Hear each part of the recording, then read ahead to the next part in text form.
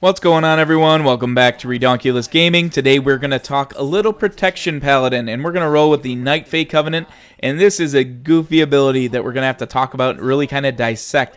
So this video may be a little bit longer than the others, but you'll see why here very shortly. We're going to be testing Blessing of the Seasons, which is essentially 4 blessings in one. But before we jump into that, let's give a quick shout out to the signature ability that you get by joining this covenant, regardless of what class that you're joining on, and that ability is Soulshape. Soulshape is strictly a mobility option, which turns you into a Vulpin for up to 12 seconds, unless you're in a rested area. If you're in a rested area, you can run around looking like a Vulpin or whatever soul you end up shaping into down the road, as we get to see some of those forms unlocked over the duration of the expansion. But what this is going to do is it's going to allow you to teleport 15 yards forward. You can get 2 casts of that off during its 12-second uptime. Quite frankly, who doesn't want a little extra mobility as a paladin? So that's not anything that we're gonna make fun of too much here, because it's something that greatly helps us that we don't necessarily have in our toolkit, and that is high mobility. So we've got a little bit with Divine Steed, up to 2 charges if you spec into it, but other than that, Paladin is still the second slowest class in the game, and some people might really like the Soulshape ability for just the sake of having that extra mobility, depending on what fight we're talking about. Now, as we jump into the actual evaluation of the class covenant ability, I had already mentioned that ability is called Blessing of the Seasons, and that ability just does nothing. If you read the tooltip for Blessing of the Seasons, I don't even have it on screen because it's not going to tell you anything about it. But what it does is it cycles through each of the 4 seasons, and each season is going to give you an individual buff.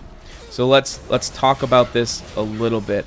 Because it's going to be something that we have to dissect in order to really kind of talk about whether or not we feel like this is going to be a covenant that makes a lot of sense for Paladin.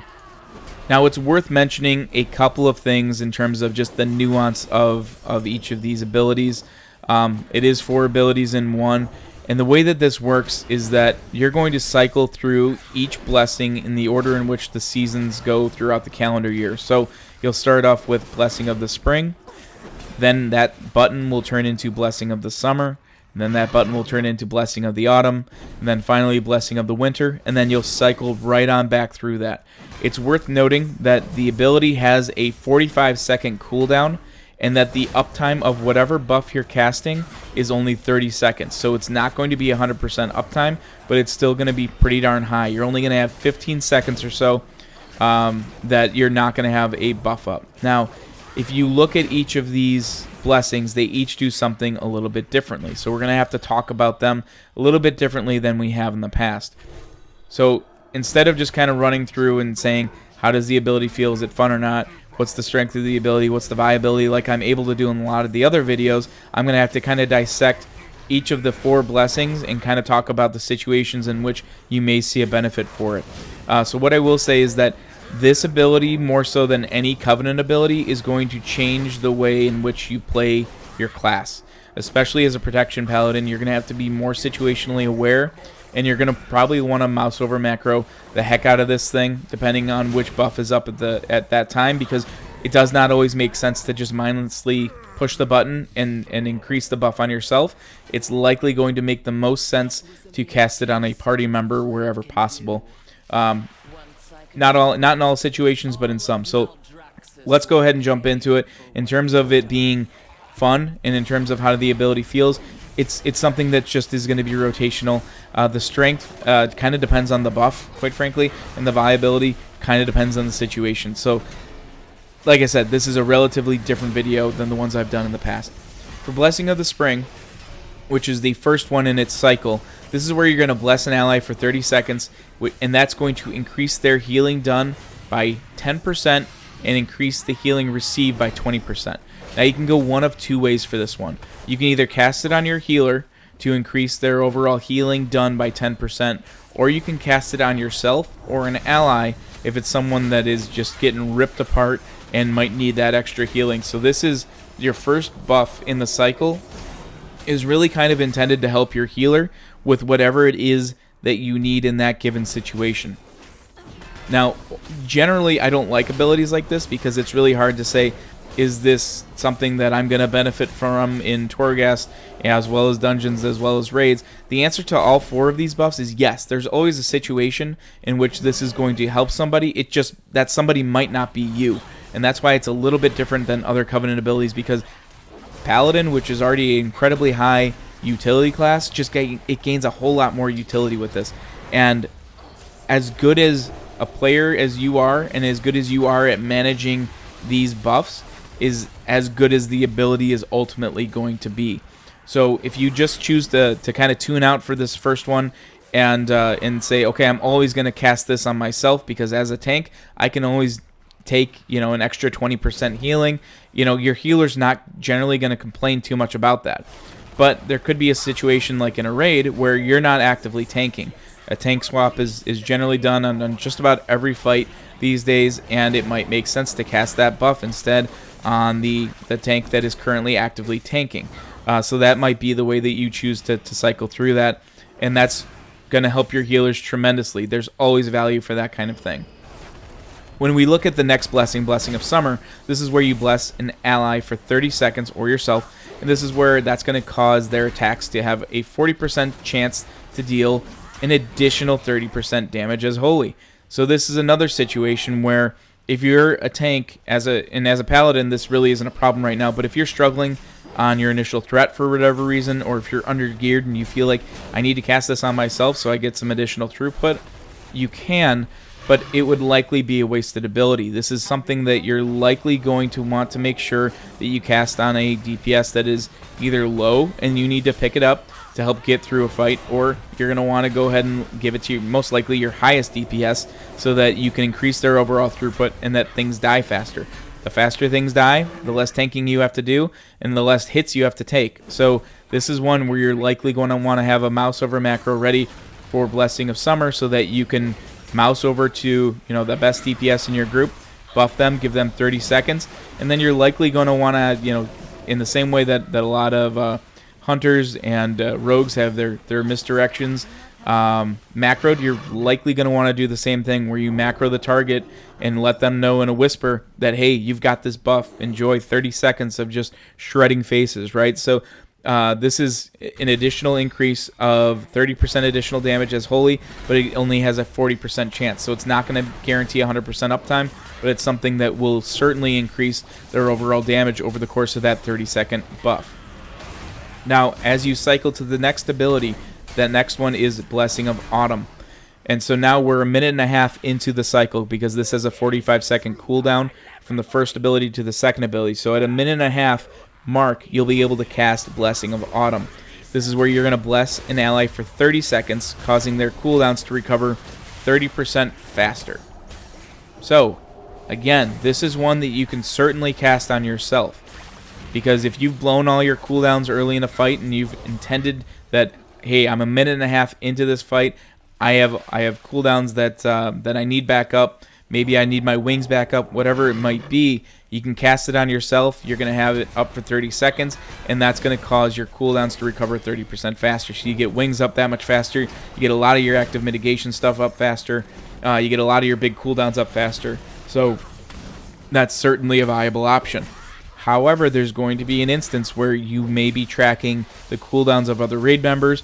If you're pushing super hard content, this is going to be an ability where this might make sense to cast on another member of the party. Your raid leader is going to likely have to familiarize themselves with what this ability does, because at a minute and a half into a fight, there's a lot of different roles and classes that could benefit from a Blessing of the Autumn to help bring their large cooldowns off cooldown that much faster. Again, if things die faster, you have to tank less, and that's a good thing. So something to think about there. Or healers, if they blow their big cooldowns early in a fight, there's a big spike of damage, whatever, tranquility, fill in the blank, whatever the ability is, and someone needs it off cooldown so that they can have it up for the next burst of damage incoming. There's tons of value to bring this kind of utility into a group. So Blessing of Autumn, that's what that does. So now we fast forward another 45 seconds. We're at 2 minutes and 15 seconds into a fight, and you've got Blessing of Winter up. This is where you're going to bless an ally that allows their attacks to deal more damage in the form of frost.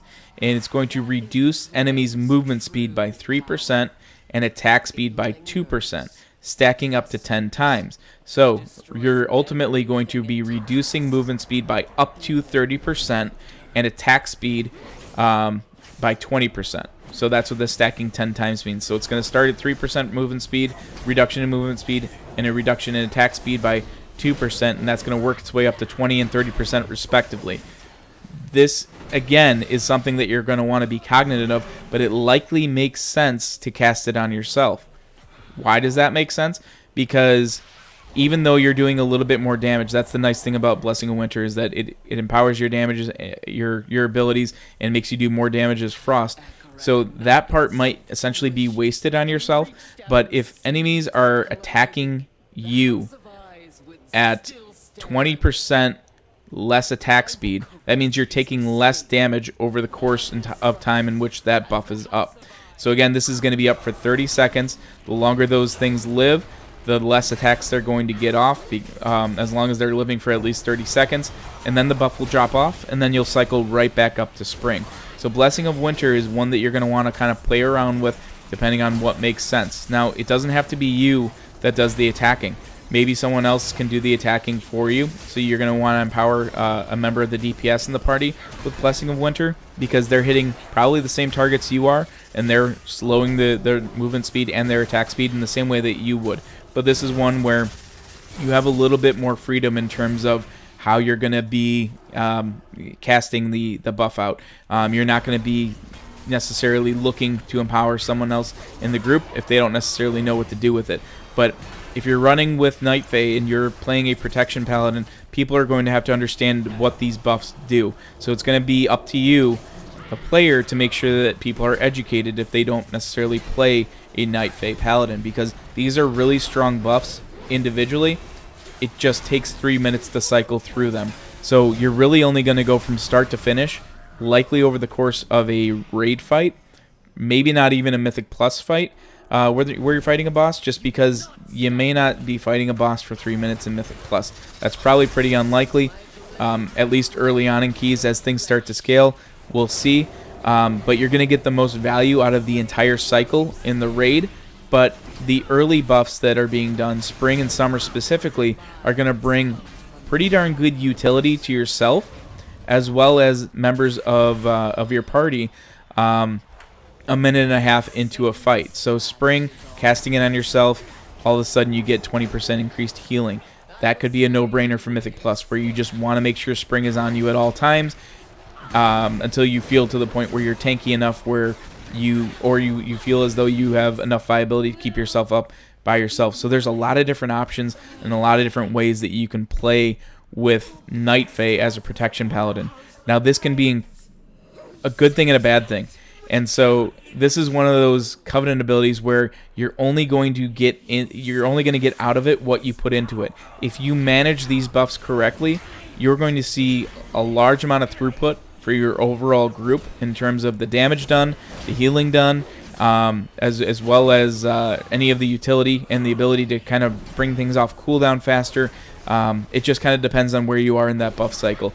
But after a set amount of time, where you're not in combat or you're not actively pulling or casting, it's going to revert. Like, let's say you get through a trash fight and you're able to get through Blessing of Spring and Blessing of Summer. If you take a minute or two, or I'm not even sure what the time limit is right now, but before you pull that next pack, it'll revert back to Blessing of Spring.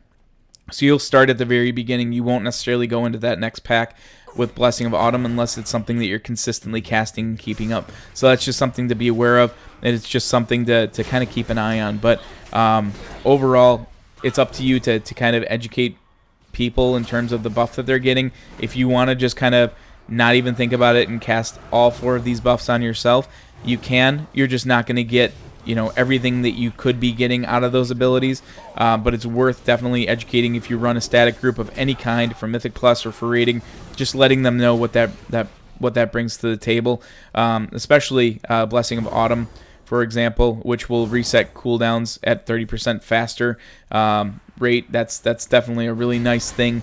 that to bring to any group, but it's going to take you a minute and a half to get to that point in the cycle where that's going to be of any value to you.